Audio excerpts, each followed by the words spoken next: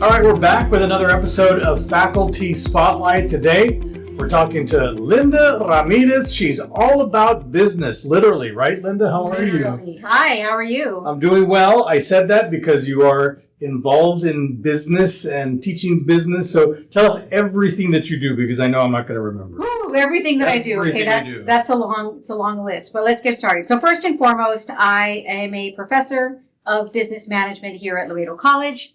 I teach a variety of courses. So basically everything that's in the catalog for anyone who gets either a certificate or associate degree in business management. So my courses range from marketing, human resources, business management, business administration, you name it. Almost everything is in the workforce catalog. We do teach a couple of courses in business that are what we call in the academic side of business. And those include business principles, business law, as well as the department as a whole teaches accounting, economics, business computer science, and a number of other courses. We're a very large department in terms of our number of course offerings. Sure. Yeah, and we're also a hybrid department in that we offer courses that are both from the workforce or the ACGM catalog and the WECM catalog, the workforce and the academic catalog. So we're one of those rare departments. It's just us and one other department that actually teaches out of both. Nice. So let's go back a little bit. How long have you been here at Laredo College? I've been at Laredo College now for 12 years. About 12 and a half years. I started in October of 2015. So 12 years. Yeah. You're actually a product of the college, aren't you? Absolutely, yeah. I product of the Laredo school system. I went to Nixon High School, and then right after Nixon, I came to Laredo College. I graduated in 1994. It was actually Laredo Junior College at that time. But yeah, I was in Phi Theta Kappa. I did all the stuff that our students do today. I kind of did when I was here. And from here, I went on to TAMU, where I got my bachelor's and master's degree. What'd that feel like when you came back to teach here? It's kind of, you went full circle. I went full circle, yeah. And I actually started teaching here a long time ago. I was an adjunct for about 7 or 8 years before I applied for a full-time position. So after I got my master's in 2000, and a couple of years later I applied and I started working as an adjunct. And I worked pretty consistently. I was teaching full-time for United ISD, and I would come here and teach courses at night. So I've been here for a long time. When did that interest in teaching business creep into your life? Very early on. Really? When I was getting my business degree, I knew I wanted to be a college professor. I liked the whole experience, whether it was here at Laredo College or at TAMU. So I was finishing my bachelor's. Right away, I started my master's degree, and I set the goal of, I'm going to teach at Laredo College one day. And so it was a long road. It took me a while to get here, right? A lot of years teaching adjunct, but I eventually reached my goal. I tell that to my students in class. I'm like, don't ever give up on a dream, because it took me like 15 years, but I got here. You know what I mean? And now, I've been here ever since. When you were getting your degree in business, initially, was it to teach or was it to do something else? So since the get-go, I wanted to be a teacher, and I wanted to teach business education. And that's what I started off teaching at the high school. I taught at United South High School for 18 years prior to coming here full time. Where did that desire to teach come from, or to teach business even? Business, I don't know. My mother was a teacher, and of course she was a huge inspiration, and it's something that I liked. That while I was in college, I was a Girl Scout troop leader, because my nieces wanted to join Girl Scouts and they needed a troop, and I said, okay, I'll do it. And I think that's where I developed my love for teaching, because there's a lot of teaching in Girl Scouts. I know we don't think of it as a traditional teaching environment, right? But it really is. And that's why I kind of learned, like, hey, I really like this. You know what I mean? And I got into it. And then I've always loved business. Originally, back in high school, I thought I was going to open my own business, right? Okay. And so I wanted to study business for that. But then, I started getting into teaching, and I realized I really liked it. And I tried something else initially. I finished college and I went to work for the Social Security Administration. That's not business. No, well, it is from a customer service perspective. Okay. Yes. I mean, it's a government agency, right? But they do look for people with business degrees and management degrees and things like that. And so I started working there, and I did like it. But I didn't feel I was the best fit for it, right? Like I felt like I could be doing more, helping people in a different way. Yeah. and an opportunity opened up to teach business education. I jumped on it. I got it. And the rest is history. 28 years later, I'm still. No, I don't. My sister does, or she did. But no, I don't teach history. But I've been teaching business education a very long time. Going back to those early days when you started to realize that you wanted to teach, what was it about what you were doing that made you feel that way? I liked working with students, and I liked just, I don't know, teaching them something new every day and developing projects and the excitement. There's a lot, when you bond and build relationships with students, it's exciting to see them learn. It's exciting to see them develop their own goals, their own passions, and wanting to do things. And it's exciting for me to see them move on. Yeah. And that's the most rewarding part is when they graduate. I've had a lot of students tell me, like, aren't you going to be sad? I'm going to leave. I'm like, I'm not sad. I'm happy for you. I mean, I'm going to miss you, but the goal was for you to move on. Was for you to finish and to go on to something better. And it's always nice to kind of be a step, right, in the ladder of someone else's success. I've always liked that. You mentioned that you were thinking about opening a business at one point. Did you have a particular business in mind, or you just knew that you wanted to? I remember in college thinking, what kind of business would I do? And that's when like the internet was really taking off, right? So I started college in '92, and right about that, and I thought I want to do something. I wanted to import things like from Mexico, but sell them online. Okay. Because I thought that, and I wish I had followed that dream, right?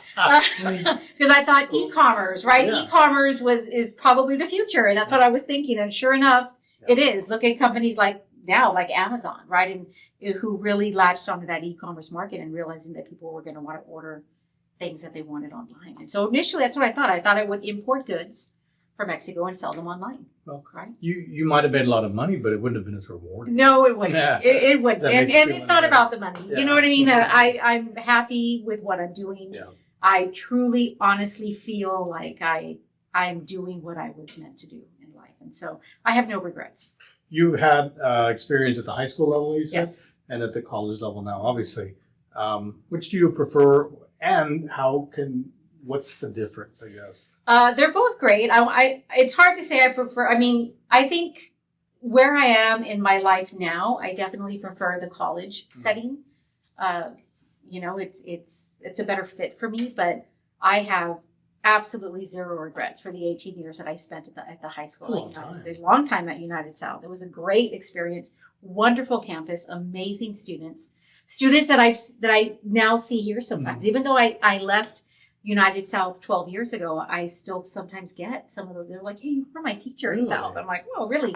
Well, you were there a long time, though. They're both they're different in their experiences, right? Certainly, the students are different at the high school level. There's a lot more accountability when it comes to, of course, you're dealing with parents and you're dealing with different state regulations. But there's some of those similarities here at the college level as well. But they're both very rewarding. And, I tell anyone, whether you want to teach elementary, middle, high school, or college, I mean, teaching is a rewarding career, Yeah. As long as you love it, do what you love, and you'll never be unhappy. Yeah. What was the last year that you taught in high school? That was the fall of 2015. So I started the fall semester of 2015, and I actually left in October, in the middle of the fall semester. I asked that for a reason, because when you started teaching high school, social media was not a thing. No, yet. Not at all. Not at all. So you've had the opportunity to see the evolution from when it was not there, then it was there, now it's really here. Yes. Can you kind of talk about how that has affected the student, or how you like they're learning? Either way, however you want to approach it. It certainly can be a distraction, right? But your cell phone, your smartphone, social media, and even now with AI, can be a wonderful tool. Even social media can be a wonderful tool. But I think people need to understand the appropriateness of using it, when you're supposed to use it. In the classroom, has it become a distraction? Absolutely. I mean, I'm not going to say that it hasn't. But there's ways to manage that, right? And with good classroom management, a good professor, knows if you engage your students appropriately, right, and you engage them in the classroom, they're not going to be on their phone. Yeah. And in my classes, sometimes I have them use their phone. I'm like, take out your phone, scan the QR code. We're going to, use a Menti, or I want you to look something up. Somebody give me an answer real quick. Let's Google it, Yeah. And so, I don't ban the telephone or the smartphone or anything like that in the classroom.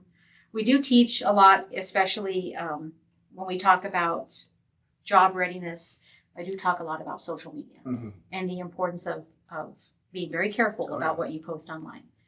And as they get ready to finish the program and they get ready to graduate and we start working on resumes and job applications and things like that, I'll tell them, okay, let's clean up those social media accounts. Are there any pictures you don't want on there? Is there anything you need to untag? Is there something you need to take down? Right? And from day one, when they enter our business program, I start talking about, the importance of being careful about what you post. Even about who you follow, even about what you like, right? All of those things can be, they leave cookies and everything can be. Yeah, potential employers can make a decision based on that. Yeah. Or if you're working and you post something, you can get fired. You can get fired if you post something during working hours, if you post something that is deemed inappropriate, if you do something and it goes viral. And we just never know with the way social media is these days and the way people react to it. It's very hard to kind of put your finger on what's right or wrong. And sometimes being... And it's interesting because social media in 2015 compared to today is even even so much different. Yeah. Yes. But personality wise, have you seen it change students' personalities throughout the years? Yes. Well, this what we're seeing now in students, or at least what I'm seeing from my own personal perspective, is that students now are kind of turning a little bit away from social media, a lot more than a generation ago. A generation ago, they were much more into it. Now, if you ask a lot of them, they will tell you it's harmful to their mental health and to things like that. And so they try to, but they don't, they try, but it's hard to limit it. You know what I mean? But I think they're starting to understand that life cannot revolve around social media, right? There's too many other things that are important. Yeah. I don't know. We're going to be living in like a Black Mirror episode. You watch that show, Black Mirror? I don't. I may have seen an episode or two, but... And so that's like the biggest fear. And they've all seen that show, right? And they're all like, oh, we're afraid it's going to turn into something like Black Mirror, where there's this one episode where everything you get in life is dependent on your social media score. Okay. And I think that even though that's not real, right? That was based on a show. For them, it's kind of scary. Like, what if that becomes real? It was a series, right? It wasn't just a one. It was a series, I mean, I've watched like the first two episodes and stopped watching it. But gotta check it out. Everyone gotta check it out. It is such a good show.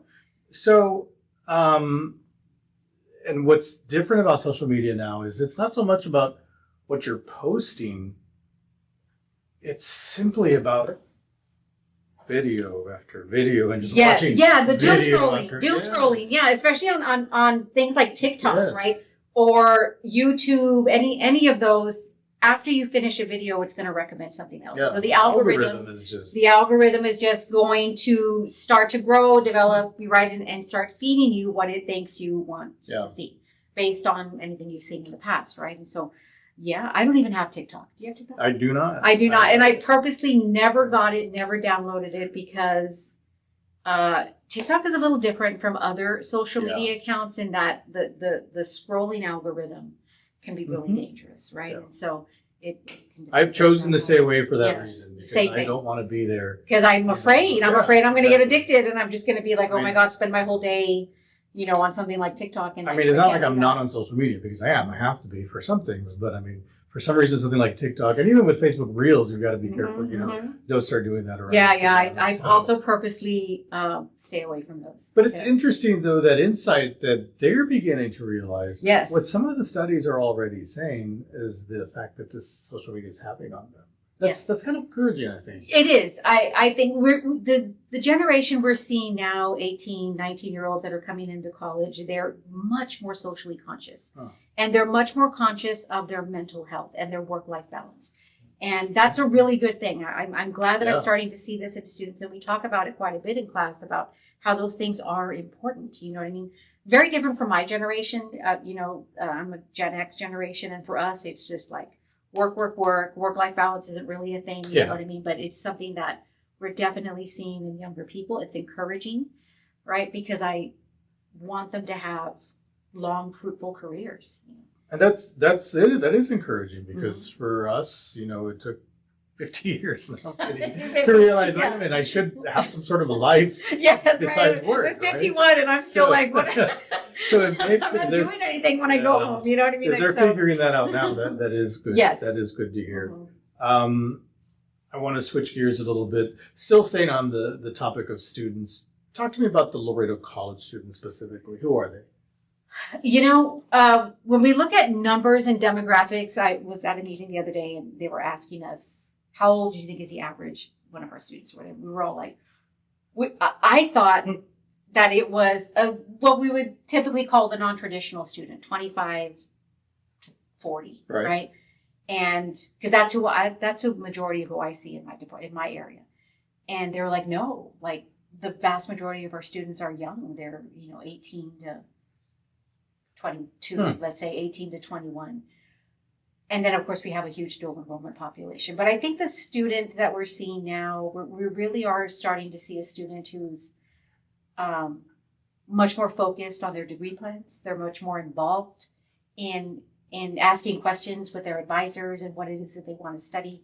We've worked really hard as an institution to try to narrow down the number of hours students graduate with, right? Because we don't want them spending all of their financial aid or all of their money on classes that aren't going to transfer or classes that, they're not going to meet a degree plan. And so we've tried to ingrain that in our students as well. Like you need to focus on what you want to major in, what you want to study, what kind of career you want to have. That way we can start giving you classes that are going to, help you complete this degree. So besides the demographic, when the student walks into the classrooms and when you see face-to-face, what are they like? They're coming in more prepared, definitely more college ready. And I think that is a result of dual enrollment, right? And at the dual enrollment level, the high school level, the students are already taking the TSI. They're already getting things like English and math out of the way. So they're coming to us more prepared to take college courses. And generally, more focused. We're starting to see students, like I said, who are knowing what they want to major in or what kind of career they want to have. We still have, when you think of a typical college student, they don't know what they want to major in, right? And the first 2 years are just taking kind of core courses. But as a college and as an institution, we're trying to change that. We're trying to get students to focus earlier on what it is that they want to do. What's the most rewarding thing about what you do? Just seeing the students graduate. I love going to graduation. I love being there. I'm lucky enough to be a marshal, so I get to be on the floor with the students and take them up to the stage, and that's really the best part.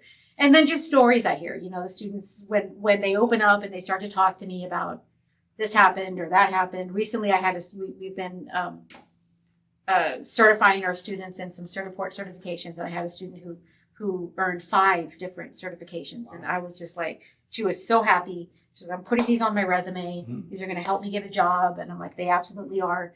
And that's very rewarding to see that the students, they really are learning in the classroom and they're able to apply those skills to the workplace or to some industry certifications or micro-credentials, things like that. And so it's rewarding to know that they're leaving my classroom with genuine knowledge, right? Which things that they're going to be using, that they can take out into the real world, that's going to help them be successful. Hopefully they leave my classroom better communicators, better writers, better able to handle situations, problem solve. Those are all some of the skills that I find most important. I was going to kind of answer the question I was going to ask. I was going to say, somebody gets their schedule, they see Linda Ramirez on there. What do you want them to know about your class? It's fun, luckily, I don't know, maybe it's not fair since the students since they're a program, they're in a cohort, so they take a lot of the classes with me, right? And so maybe they don't have a choice, right? But I try to make my classes fun. I try to make my lectures as interesting as I can. Get to know every single student. I try to know their names. I ask them, before class is starting, hey, where are you working? What's your job like? And, just kind of follow up. Those things matter.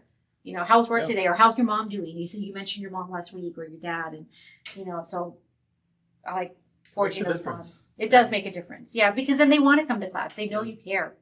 And they perform better. They do better. They study harder. They pay more attention in class, and that's what we want. Let's talk about AI real quick. Are you incorporating it in any way, or Yeah, definitely. how is it affecting you? Definitely. So I'm starting to give them assignments where I allow them to use AI. Like I'll say, I want you to use AI. Like we do a podcast. They have to do a podcast in one of my courses. And I'll tell them, I want you to go onto AI and I want you to create a script, right? And so when they do the podcast, I don't want them reading straight off the script, but I want the AI to develop something for them, right? That they've got to write the prompts, put it in, and be able to come up with something. So I've been incorporating it. We don't have a class that's solely in AI, although I do feel like that's maybe coming. Yeah. Where we're going to introduce a class into one of our degree plans that's strictly on generative AI, you know? So in the meantime, I'm just trying to give them projects and assignments where I'm asking them to generate prompts and to generate something. I have one assignment in one class I'm replacing my introduction discussion with instead of writing and telling me about yourself, I want you to create an AI image that's kind of like a vision board. So you're going to put into the AI everything about you, right? A little bit about your personal life, what you want to study, your degree plans, things like that, and then it's going to create an image, a vision board image, and they're going to submit that instead of a written discussion. And so that's been very, very popular. The students really like that. Yeah. I tried it out in one class. I think I'm going to take it full wide on this semester because it has been. That's the thing when you're coming up with new projects and or you're using AI. I always try to try it out in just one class. See how that and goes. And then I can work on it and tweak the assignment right until work all the kinks out because you never know, right? You never know what you're going to get back when you're asking the students to do AI. AI is scary good. It is. And it's a daily thing. It's improving every single minute. It is. But videos are improving. I haven't had students create videos. I've had them create images just and an everyday scripts and tasks. outline. I mean, when you ask it something now, it's just whoa. Yeah, I did a class for the small business incubator last semester. Oh yeah. And one of the classes I did was on generative AI and using AI like in marketing to replace, you know, some of the things that we normally would pay for, right? Some people might pay for a Canva account. And I said, well, instead of paying for Canva, use AI to generate, you know, some of these things. And we actually did a live demonstration where I had the students write a prompt and then I told them, okay, somebody volunteer their prompt and I typed it all in. And they wanted images and all this kind of stuff. And I was like, oh God, please don't let there be anything. I don't want to get fired. I did the check. Everyone over 18? Okay. And so and luckily, no, it did not give me anything that was inappropriate. It was like spot on. Yeah. Perfect. The marketing, promotional statement, everything. I was like, wow, like a social media post, a marketing statement, marketing plan. It gave me all kinds of stuff that I was asking for. And it was pretty good. Yeah. It was really good. Advertising agencies, marketing agencies don't want to hear you say that. No, they don't. They don't. And specifically, this course was about saving money, right? Instead of hiring a marketing agency, you can use AI to basically do your own, you know, for your own small business. Because we're trying to save small businesses some money down the line, some contract services, you know, that they would normally pay for. But it was pretty good.